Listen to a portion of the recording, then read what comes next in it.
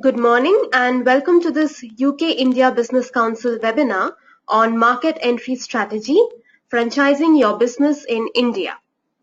My name is Aina Gupta, Research and Communications Executive at UK-India Business Council, and I will be moderating this session. UK companies are entering India at an unprecedented rate. However, getting your market entry strategy right is crucial, and leveraging in-country partnerships through entry models such as franchising can be the perfect way for both small and large businesses to rapidly expand their India footprint. In this webinar, we will discuss if franchising your business in India is the right way for your business. Before we begin, I would like to familiarize you with the toolbox on the right-hand side of your screens. Just to let you know, everyone will be on mute during the course of the webinar, but if you do have a question, please type it into the little bracket on your toolbox in the Please Type Your Question Here section to send this to me, and I will take it up during our question and answer session at the end. I am delighted to welcome leading international franchisee specialists David Bond and Lisa Sen from Fieldfisher, our speakers for today's webinar. David Bond is a partner at Fieldfisher with 20 years experience helping businesses to expand their business through third-party relationships. As a leading franchisee lawyer and co-head of Fieldfisher's franchise and licensing practice, David has supported many household names expand overseas using franchising formats. Lisa Sen is a dual qualified lawyer, Indian advocate and solicitor with 20 years of experience specializing in franchising and brand protection. She assists international brands from a range of sectors expand into India through various structures such as franchising, licensing, joint ventures, distribution, and e-commerce. I would now like to welcome David Bond and Lisa Sen for their insights on franchising your business in India. Thank you very much, and good morning, everyone. Well, over the next 20 minutes or so, Lisa and I will cover the key issues relevant to any business that is looking to franchise into India. Lisa is going to look at some of the specifics that are relevant to India, but first, I'd like to spend 10 minutes or so just looking at the background to international franchising. In particular, I'm going to look at 4 topics. We'll start by looking at just what is a franchise. Second, we'll look at the advantages and disadvantages for both franchisor and franchisee. Third, we'll look at some typical structures that are used in international franchising. Then fourth, we'll look at just how does the franchisor make money out of a franchise. And then we'll finish with some of the first steps that a franchisor should take when getting ready to embark upon an international franchise. So they're the 5 topics. Kicking off with just exactly what are we talking about. And next slide, please, shows a summary of some of the key aspects of a franchise.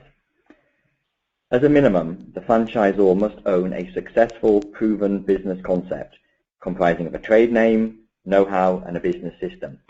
And when I say proven, I don't just mean that the business works in its own right. I mean that it must be proven to work as a franchise model. There must have been a pilot demonstrating that the franchisee can operate the business in a commercially sustainable manner. Because the aim of the franchisor is to duplicate this proven business by licensing its franchisees the right to use the concept in accordance with the franchisor's very clear instructions. And in return, the franchisee will pay fees to the franchisor, and we'll look at those fees in a moment.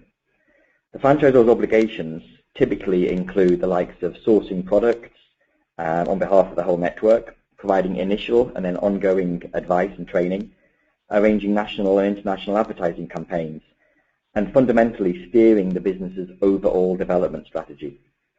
By focusing on this support and training, the franchisor really does free up the franchisees to focus their attention on what is most important for the business, providing their customers with the best possible service and optimizing turnover and profit. Although a franchise is not a partnership in a legal sense, it is, to all intents and purposes, a partnership-type relationship between the franchisor and franchisee. If it's going to be successful, then both parties must really work in tandem. Franchisees can only succeed when the system as a whole succeeds, And that very much depends on the franchisor developing and constantly improving the concept, and the franchisee following the detailed operating instructions that they're given to ensure conformity, but also that the business is operated with the benefit of all of that know-how that has been generated. Next slide, please. Just look very quickly at my second point, which is the advantages and disadvantages of franchising. First, from the franchisor's point of view, well, themselves, you can rely on capital investment from the franchisee to open outlets, to begin the business in the territory. There's not so much need for the franchisor to produce capital. Second point, you get a massive advantage by using a local franchisee. They have local knowledge, they have networks and resources, which a franchisor based in the UK simply doesn't have. There may also be regulatory restrictions preventing non-domestic companies from setting up in that jurisdiction, for example. Using a local partner, you can circumvent these. And certainly there's a lower risk profile. The franchisor is risking his brand and actually, yes, his concept. He's training some of the perfect competitor, if you like. But he's not investing the same capital, he's not employing people on the ground, so the risk profile is lower. Nor is there such a need for a detailed infrastructure. The franchisor doesn't need a management team to actually manage the employees, to recruit, etc. That's all done by the local franchisee. And from the franchisee's point of view, there are clear advantages. The franchisee gets to step into a proven business model and a recognized brand, something he would never be able to do on his own. He also gets the benefit of any bulk purchasing that the franchisor can do. The franchisee suddenly becomes one of many as opposed to one business on his own. He's also got access to real high quality training and support. He knows if he's got a problem, he just picks up the phone and asks the franchisor. Also, franchisees remain independent entities. They are independent businesses, they have control over their business, they simply must follow a system, but within that system there is a lot of latitude and freedom for the franchisee to really express himself in an independent way. Next slide, please, and we'll have a look at some of the disadvantages. So franchising is not without risks, but then again, no business is. But for the franchisor, yes, you must accept that you do not have direct control over day-to-day business in the territory, and therefore you need to police what the franchisees are doing. Although you don't have the same direct control that a corporate entity would have, you do have control through the contract you enter into. And this is where the franchise agreement is fundamental to ensuring the franchisor maintains control, it is able to police the franchisees, and is able to take action if the franchisees do not uphold the standards of the franchisor. Second disadvantage is that, yes, although it's an advantage to be reliant upon the franchisee's capital and internal resources, you as a franchisor are also dependent on them. If the franchisee doesn't have resources, you will suffer. There's obviously risks. You're giving your brand to a third party. You need to make sure that they are maintaining quality. And yes, you're going to have a lower return. You're sharing profit with the franchisee. Equally for the franchisee, there's a contract there with lots of obligations, not least annual targets on openings and turnover. If you don't hit those targets, there may be a consequence, financial or potentially losing the franchise and all the investment that went with it. You need to follow the system. You can't just go off on your own. You can't be a true entrepreneur. And you must continue to pay payments to the franchisor, even when you're well established and perhaps don't think that you should be paying anymore. Can you go to the next slide, please, and we'll have a look at some of the typical structures. I'm going to go through these quite quickly because time doesn't permit a detailed look, but there are three traditional models: a unit franchisee, an area developer, and a master franchisee. And then there are various hybrids or variations, joint ventures, management agreements. And let's look at the next slide, please, and we'll have an image of what I mean by a typical unit franchisee. So here you see that this can be a unit franchisee or actually an area developer. The franchisor is at the top of the tree, granting rights to a developer or a unit franchisee, who in turn opens outlets directly. A very simple model. In India, for example, the developer is more likely to be an area, not the whole of India, but may well be just a region, but it could be a country in itself. The relationship is very straightforward: a franchise agreement between the franchisor and developer, and the developer opens one or multiple units. The next slide, please, shows a slight variation to that. This is the master franchisee. Effectively, The franchisor here is granting the franchisee the right to operate outlets itself, but also recruit third parties to operate outlets. So really the master franchisee is a substitute franchisor in the local territory. So you have a master franchise agreement between the franchisor and master franchisee, then the master franchisee itself enters into franchise agreements with each franchisee.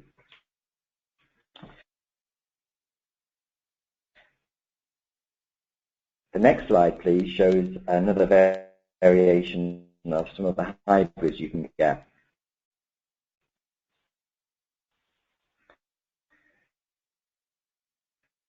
And I will move quite quickly over these because these are more. So the next slide, just will come up, is one of the easily understood, but venture. Effectively, the local partner, one back. The local partner is a special vehicle set up. So you have a developer franchise joint venture company. The franchisor owes shares in it. The local joint venture partner owes shares in it. That special vehicle is granted a franchise agreement. So there's two levels of control that the franchisor has. He has the normal franchise agreement with contractual control, but he also is a shareholder in that joint venture vehicle, so he has corporate control through the shareholders agreement. Next slide, please, and I'll show you another variation, which is a management agreement. Very interesting model, used greatly within property-based franchises, particularly hotels. Here you have the franchisor grant a franchise to a developer or franchisee who is really focused on developing property or a building. He builds the property, but he doesn't have any knowledge on operating the hotel, for example. So what he does is he goes back to the franchisor and says, will you manage it for me? And he says, yes, I will. I'll enter into a management agreement with you. So the developer will pay a franchise fee to the franchisor under the franchise agreement, but also gets the franchisor to come in and manage the business on a day-to-day basis and pays a management fee to the franchisor. A very neat way of taking advantage of the capital of a developer, but without doesn't need any of the operational side. So very quickly, I'd like to move on to the next slide, which just touches on some of the fees that the franchisor might expect. So just quickly looking at the heads of fees. Initial signing, so this covers your initial costs of setting up the franchise. Then there's ongoing royalties or management service fees. This is the most typical way of taking fees from a franchisee, a percentage of turnover. There's also an advertising and marketing fee to help towards brand building on an international basis. Any support that is out of the ordinary, we'll charge for that. Often a renewal fee or the end of the initial 5-10 year term, whatever it will be, you might charge a fee for extending that for a further period. Any software that's used, there may be a license fee for that. And also if the franchisor is sourcing products, he might have a markup on that, so he might add a percentage as part of his fee. In some cases, actually, the franchisor might take all of his money from a markup and not have a percentage turnover. The next slide, please, shows the final area I'd like to touch upon, which is just pre-launch hygiene.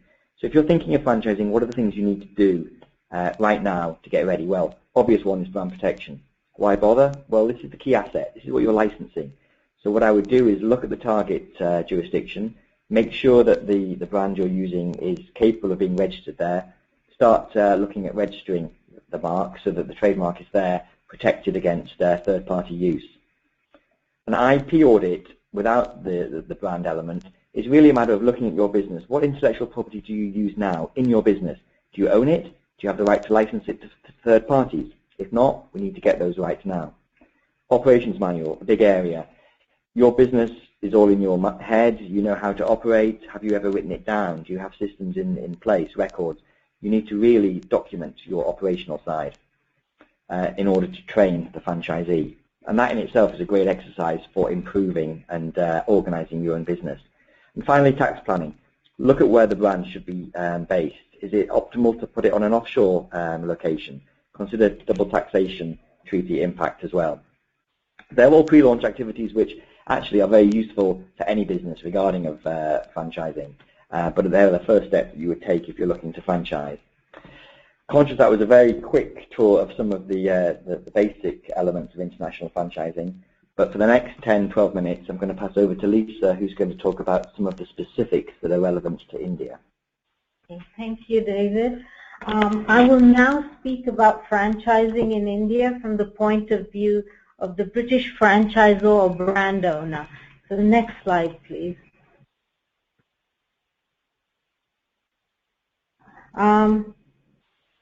Yes. The advantages of expanding into India for British franchisors are that the legal system is based on common law and English is widely used and spoken throughout India in relation to business and legal affairs. Indians are also very brand conscious and often prefer well-known international brands to domestic ones. Like in the UK, there is no need to register with or obtain consent from any governmental authority prior to granting a franchise. Further, providing a disclosure document to a prospective franchisee prior to entering into the franchise agreement is not mandatory, but merely voluntary to reduce the risk of misrepresentation claims being brought later on. It's also recommended that franchisors avoid making claims about profits and earnings that a franchisee may make and instead explain the risks of franchising and the role of the franchisee in determining whether a franchise will be a success or not. One disadvantage is that the local currency, the Indian rupee, is still not fully convertible, and there are exchange controls imposed by the Reserve Bank of India, which is a central bank. However, the previous problems and restrictions in respect of repatriation of royalty payments in relation to franchising have now been removed. Next slide, please. Since the success of the franchise model is heavily dependent upon the local partner or franchisee, it is crucial that the right partner is chosen due to diligence in relation to the potential franchisee is highly recommended to ensure that it has financial capability to meet targets under the agreement. It has networks to cover the entire territory allocated. It has a good reputation so that your own brand is not tarnished. Today, we also have to ensure that when doing business abroad, we comply with certain laws such as the anti-bribery and anti-money laundering statutes. We are also now obliged to put procedures in place and have an indemnity clause in the agreement to protect ourselves in the event the local partner indulges in bribery and corruption without our knowledge. Further, companies with a turnover of over £36 million have to comply with the Modern Slavery Act. I suppose that involves declaring that the low wages are not being paid and conditions of work do not amount to slavery. And the franchisor has to also ensure that the business partners and suppliers comply with those requirements. Next slide, please.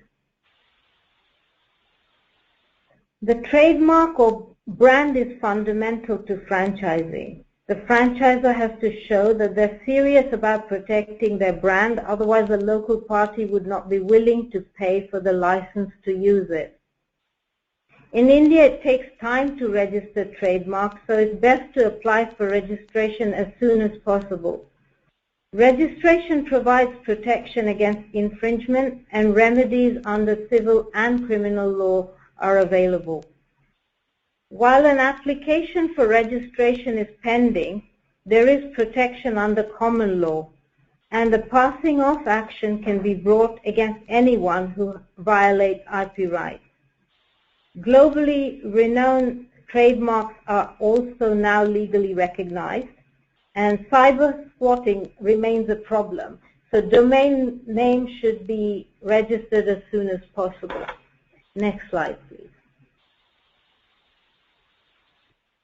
When negotiating the territory for the grant, it is important to understand that India is a large country with 29 states and 7 union territories that have different languages, culture, and local laws. As a result, a business partner may not have capability beyond certain regions unless it is a large conglomerate. it is necessary to decide whether to grant franchise rights for a region or the whole country, and whether the grant should be exclusive or non-exclusive. Next slide. Popular structures used for franchising include the development agreement, where one party is responsible for opening and operating outlets, except in restricted areas where concessionaires may have to be involved, like in airports. This model may be less risky as one party is responsible in the whole territory. Master franchise. The master franchisee takes responsibility for the franchise in India and deals with multiple sub-franchisees throughout the country. While the investment can be spread out in this model, it is more difficult to manage in terms of maintaining quality and is more risky in terms of IP protection. It's also possible to restructure a joint venture agreement or distributorship arrangement into a franchise. Next slide. Development schedules and targets have to be based on market research on the specific product or service. Otherwise, failure rate can be quite high, even though there's a large population. Bureaucratic hurdles can cause delays in reaching targets, as can difficulties with finding suitable real estate for outlets. E-commerce is becoming very useful to reach areas outside the main metropolitan cities for franchises selling goods and some services. Next slide, please.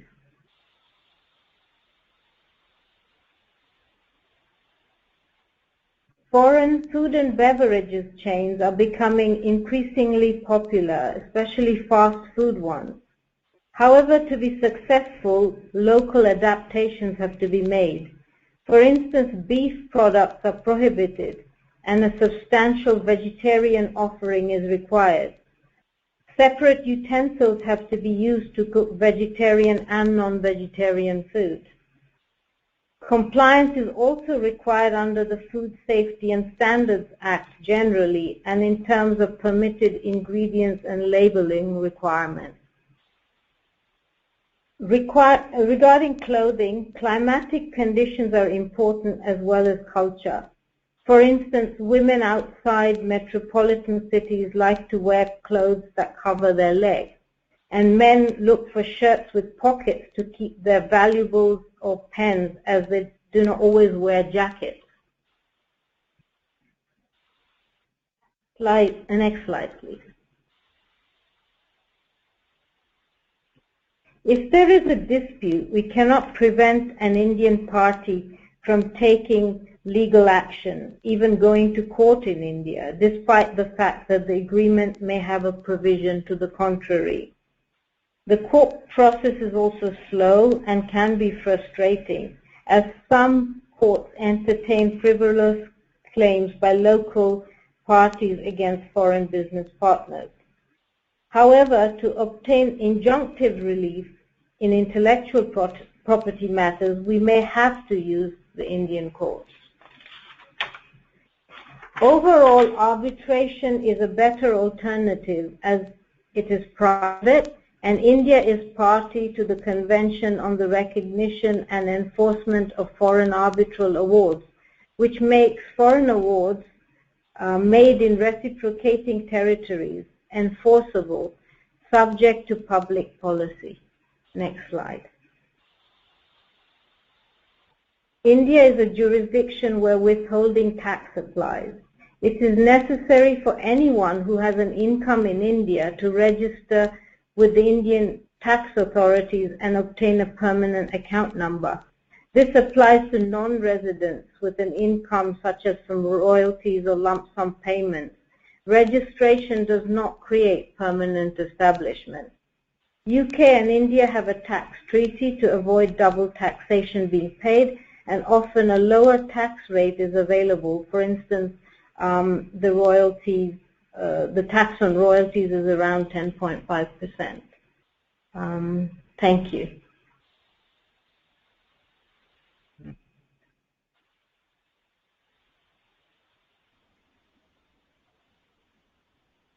Many thanks for that excellent overview, David and Lisa. I will now ask some questions we received.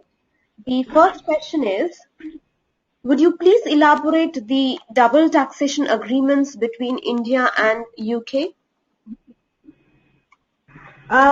Yes, well, there's a taxation between the two countries that allows people, like one party, to claim a tax credit, so you don't pay pay tax twice, in the sense that, for instance, if you're a UK franchisor and you're non-resident, so you pay taxes in the UK, but you also have to pay taxes in India due to the withholding tax requirement. So you get a certificate that you've paid withholding tax in India and then get a credit when filing taxes in the UK. That's how it goes. And there are lower rates. So if for instance, regular rate on royalties is 20%, you can claim to pay 10.5 under the treaty. That's how it works. Thank you. Our next question is, how easy is it to exit from a franchisee agreement, and how long it usually takes? So was that how long? How easy is it to exit from a franchise agreement? Yes. The short answer is it should not be easy to exit, at least unilaterally. So the whole purpose of a franchise is that it's a long-term relationship between the parties. The reason for that is, on the franchisee side, he's making a potentially heavy investment in capital initially, so he wants to know that he's got rights to operate the business for sufficient time to realize those costs and make a profit. From the franchisor's point of view, he's also spent a lot of time and money recruiting that franchisee and then training him. And equally, he does not want to know that that franchisee is going to leave the network in the short term once that investment has been made in him. So the franchise agreement is invariably for a fixed term, and it varies, but on international franchising, particularly development agreements, 10 years plus the right of a further renewal of 10 years is quite typical. Could be longer. Hotel franchises, for example, or some of the larger retail, they could be up to 20 years plus a 20-year renewal. So they are long. The only aspects of an exit without cause, if you like, is for the parties to negotiate an early release, and that will invariably involve some sort of payment. The only other way of exiting, typically the franchisee has no right to exit if he doesn't think the franchisor is performing. All he has is a claim to damages.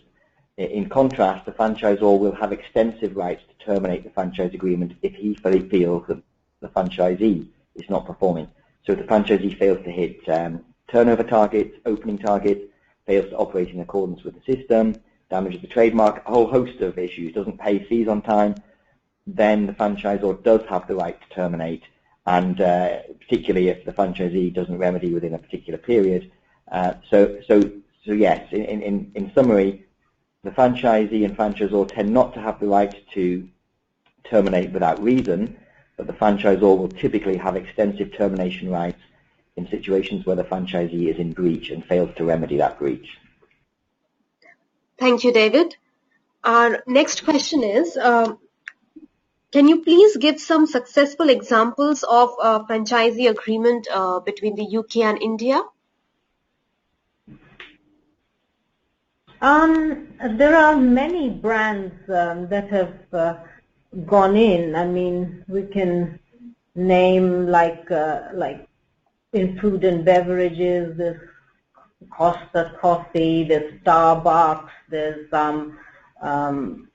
I think if you look at the clothing, there's Thomas Pink, there's and in other retail there's Hamleys, there's numerous hotels. I think most of the international hotel chains are in India.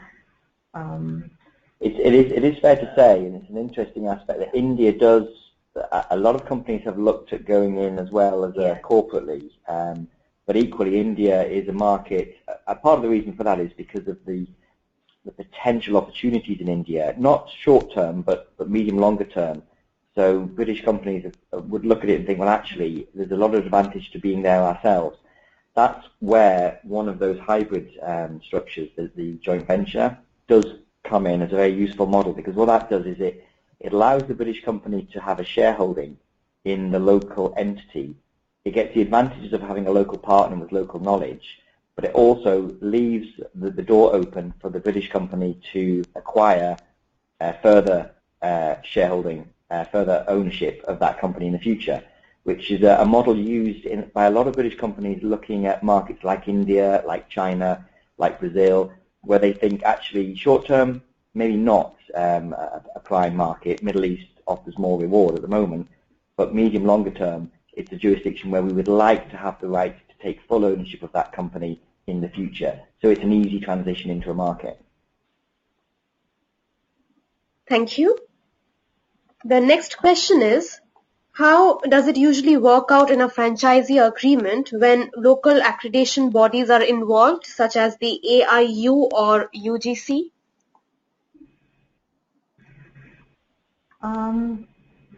Usually the franchises take place between private companies. I'm not sure how these bodies work. I mean, usually it's like, well, I mean, the same principles as would apply to any like commercial body would apply to any other organization. It's the same idea. If you have a specific concept that you're franchising or licensing, then, you know, it's more or less the same. Yeah, so an example of how somebody, I mean, we do an awful lot of work within quite regulated sectors, for example, opticians, dentistry, healthcare, education. All of those are very strong within franchising, and the reality is that the business is regulated in its home UK market. When that business goes overseas, obviously, yes, it must comply with local regulations, and they are quite different. So within education, for example, you do need to adapt the system, sometimes quite radically, to ensure you comply with the local, not only the local regulation, but actually the local culture and market as well, where possibly the three-term system of the UK doesn't work because of, you know, seasons or whatever. So you must comply with local regulation, and you must, just in the same way as you adapt for cultural changes, you must adapt the system for local regulatory bodies where they have input. Some businesses obviously are regulated more than others, so this impacts more on some than others, but that's a fundamental yes. Franchising doesn't avoid any of that local compliance issue. Thank you. Our last question for today is whether knowledge transfer is also possible in a franchisee agreement. Yes. Knowledge transfer, in a sense, that can be interpreted in two ways. Obviously, on one interpretation of that, it's a fundamental of a franchise that there must be a knowledge transfer, because that's exactly that is what a franchise is. The franchisor has all the knowledge about his business and about how it succeeds, what makes it succeed when others fail. That knowledge must be transferred to the franchisee, and by transferred I mean licensed. So the right to use that knowledge is passed to the franchisee. Certainly not ownership of that knowledge. Ownership of that existing knowledge remains with the franchisor. And actually, it's an important part of the franchise agreement that any local adaptations or changes to the system that the franchisee may suggest should also be controlled by the franchisor. So the franchisor will accept or reject those changes, but then must reserve the right to use those changes itself, whether in that market or elsewhere, because the whole point of the franchise is uniformity wherever possible. And at some point, the franchisee might cease to be a franchisee, and the franchisor might want to replace them with somebody else, and they would want to use those same adaptations with the new franchisee. So knowledge transfer happens absolutely on a license basis. It's fundamental. The franchise cannot succeed unless that knowledge is transferred to the franchisee. And also that knowledge has to be kept confidential, because and we have to enforce that confidentiality by having clauses in the agreement. Yeah, and the confidentiality is actually enforced not only through confidentiality obligations but also non-compete. It's quite typical for a franchisee to be restricted from competing for a year or so after termination. Again, a practical way of enforcing the confidentiality. If they can't compete, they're unlikely to make use of the confidential trading they've had because they just can't operate that business. Thank you, David and Lisa, for the excellent overview and interesting insights. Thank you very much for your time, and I hope this webinar was valuable to you. If you have any feedback or comments about today's session or a session that you'd want to see us do in the future, please feel free to get in touch. I would also like to invite you to visit our website and check for the webinars that we are organizing as part of our Access India series, a program designed to support UK businesses through short online sessions on a variety of topics. Our previous Access India webinars are also available to watch at any time. You may also wish to look for the Access India hashtag on Twitter to join the discussions. Thank you for joining us.